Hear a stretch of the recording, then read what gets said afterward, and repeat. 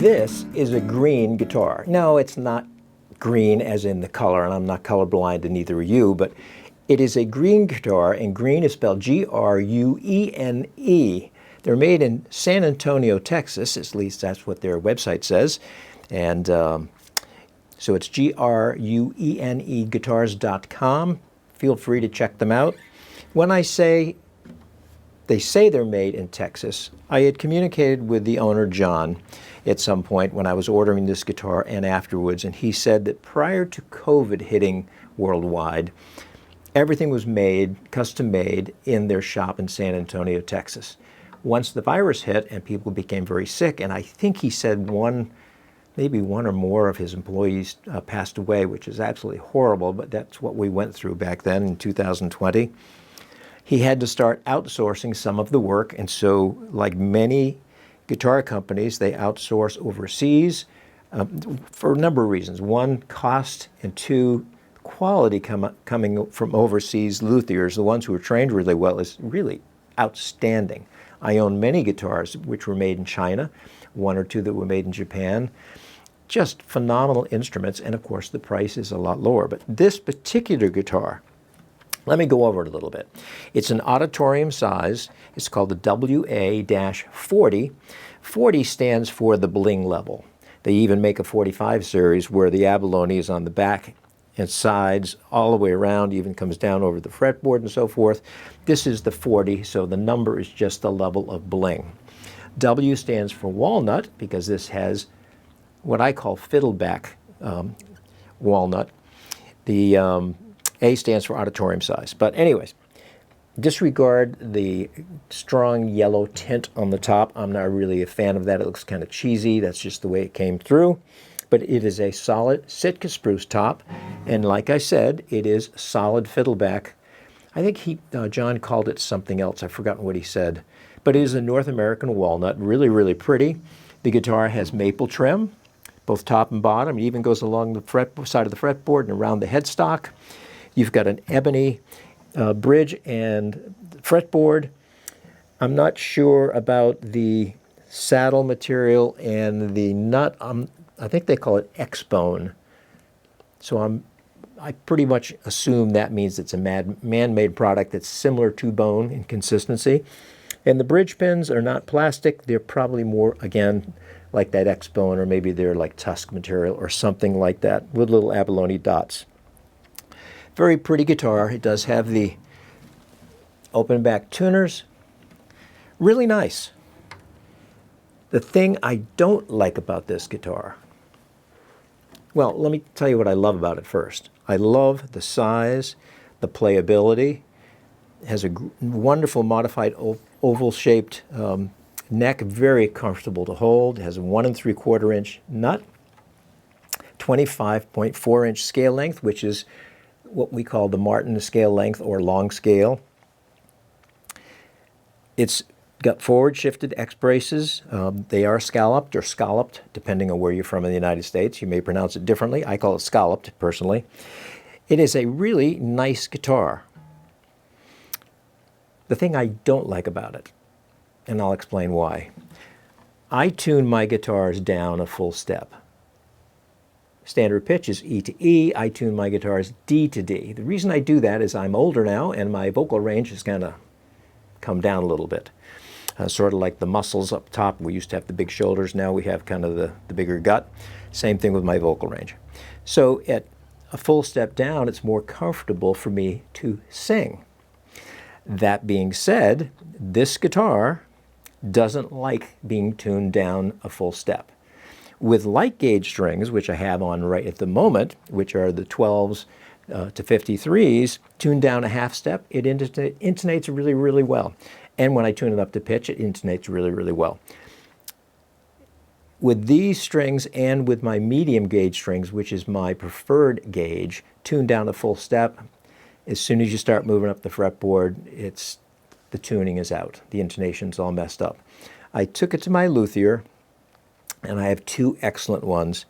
And what they've done on some of my guitars, in order to get it to intonate with the lowered tunings, is they fill the saddle slot and then rerouter it slightly back to lengthen the string length to intonate a full step down. If you notice on this guitar, there's very little space between the saddle and the bridge pins. So my luthier fella said, Todd, I can't move the saddle, and I've done the best I can, but I can't get it to intonate a full step down. You'll probably be okay at a half step if you use light gauge strings, which are, like I said, are on there right at the moment. And that's okay, but most of the songs I sing, I need to be down a full step. So this guitar doesn't get used enough. I've got a Taylor guitar, which actually intonates quite well a full step down. It just doesn't sound that great a full step down. That one needs to be at pitch to sound good. I don't use that one much either. Kind of disappointing because it is a pretty guitar. My good friend Rick Landers, who's the publisher of Guitar International magazine, owns 2, maybe even 3 Gruene guitars. He was the gentleman who told me about Gruene guitars in the first place. He said, Todd, I love mine. You should try them. They're very inexpensive. Their prices range from about $1,550, $1,600, all the way up to closer to $3,000 for some of the really top-end 45 style guitars. Most of them between that $1,600 and, say, $2,200, which for a guitar with this much bling, all solid wood, really pretty like this, is a steal. Because if you went to Martin or even Taylor with this much bling, you'd be in that $3,000 to $4,000 range immediately. So this is really a good deal. I just wish I could tune it down. Darn. That's what's held me back from ordering a second one, because I've gone on their site and check out their website. It's grueneguitars.com, and remember, Gruene is spelled Gruene. They don't have as much detailed information as many guitar sites do. And that's a bummer, because if you're a serious guitar player like I am, you really want to know things before you order. And I've been hesitant. I've checked as best I can with their photos to see if all of their guitar models have that same distance or lack of distance between the bridge pins and the saddle, and most of them seem to. So I don't really want to spend another $2,000 for a guitar that I can't use on a regular basis. That's the bummer side of it. The plus, like I said, it's beautiful, other than the garish kind of yellow. It's beautiful, it's comfortable to hold, great sitting down or standing up. It's very nice to play. The tuners, the open back tuners, work really well. Very, very nice guitar. I just can't use it as often as I'd like.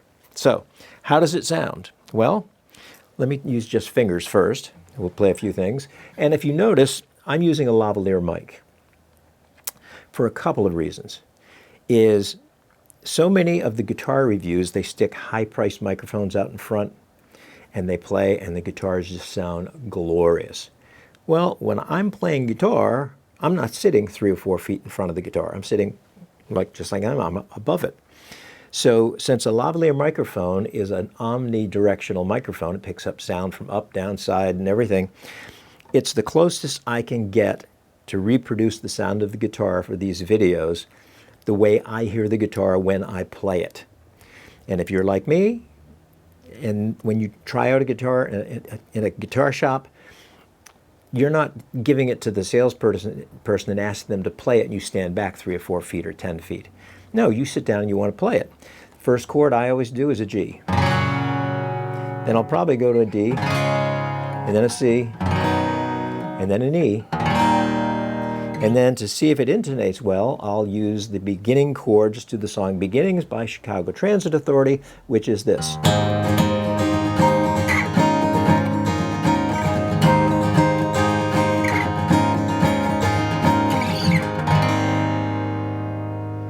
As you can tell, it sounds really good. The fact that it has walnut back and sides, walnut, for the most part, has more of a mahogany type of frequency range. It's a little more prominent in the mid-range than, say, rosewood would be. The reason I prefer rosewood back and sides on my guitars is rosewood is scooped in the middle. And the human voice is a mid-range instrument. A guitar made from mahogany, and most of the walnuts tend to be more mid-range, so the guitar and the vocal are then competing with each other. The rosewood allows you a little bit of space for your voice, It just works a little bit better. Now, people purchase mahogany-backed guitars for a couple of reasons. One, if they're a fingerstyle guitarist, they're really balanced. They have that nice, crisp, woody sound. Really, really good. They're also great for bluegrass because they are balanced. In that mid-range, when they start picking those lines and bluegrass lines, they just sound glorious. The other reason people purchase guitars made with mahogany back and sides is they're less expensive than rosewood back and side guitars are. That's just a fact. The fact that this has walnut back and sides means it's a little more prominent in the mid-range than I would personally like. I purchased it because I like the look of walnut. And I have two other walnut back and side guitars. One of them sounds almost exactly like rosewood. The only difference is rosewood has a wonderful natural reverb to it. My walnut guitar, the mid-range is scooped. It just doesn't have quite as much reverb when you play it. This guitar and another one I have are very much like a mahogany guitar, but with a pick, a little bit warmer than when I strummed with my fingers. And this is a little bit thicker pick. Those of you who play with a pick, have you ever experimented with different thicknesses? Try it sometime. A thinner pick will give you more of a bright sound. A thicker pick will be more of a warm sound.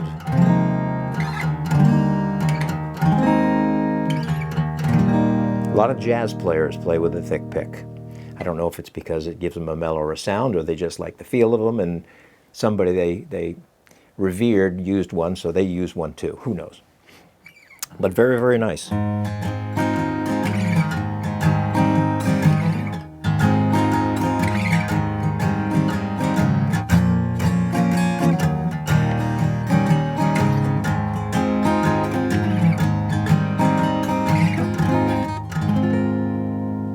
Sounds nice, finger picked as well.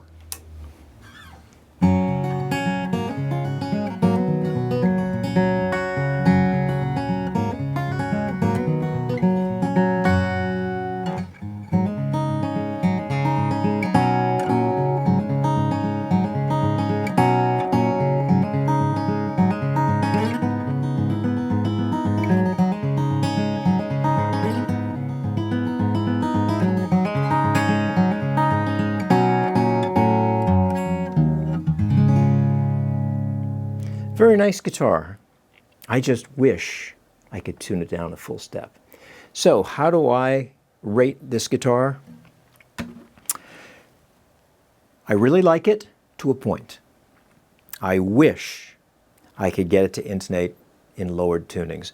So if someone, and again, I'm just speaking about this particular one, maybe this was a one-off that didn't intonate well and all the rest of the guitars they build are fine.